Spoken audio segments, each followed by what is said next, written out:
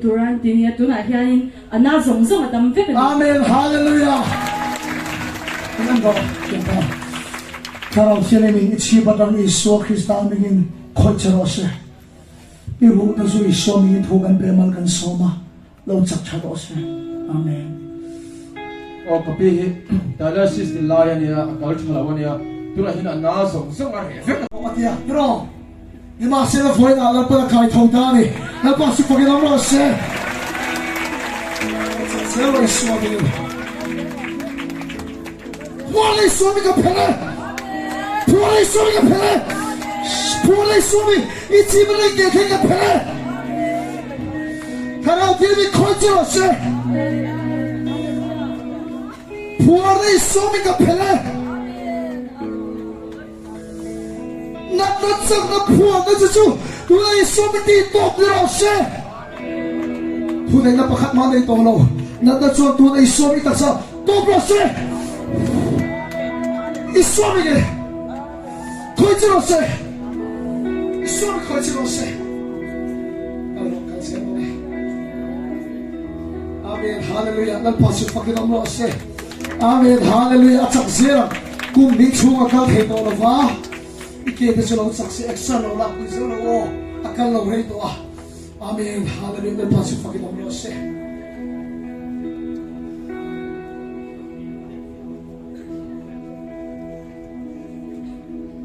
Saya nak oleh. Kita hian ni kapi hi thua kabok omanya. Thoi kapi. Thua kaya.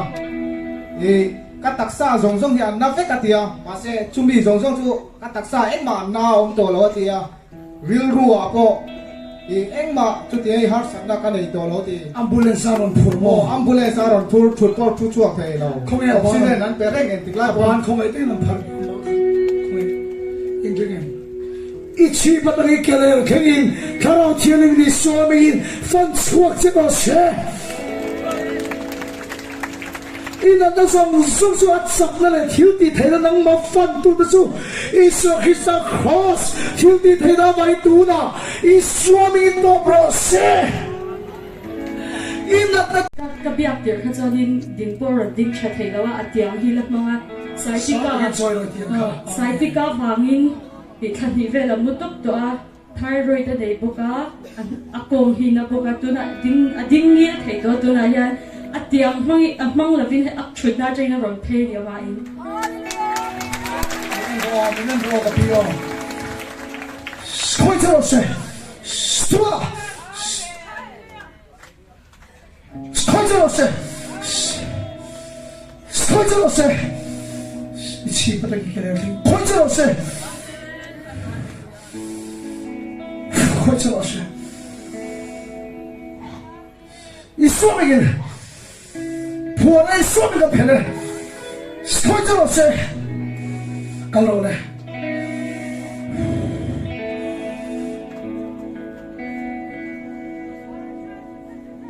Amen. Lepas itu kita merasa. Haleluya. Haleluya. Amen. Haleluya. Amen. Ichi kadang kita terima dan sekolah Yesus. Amen. Saya turun dan saya oleh. eta por la matangin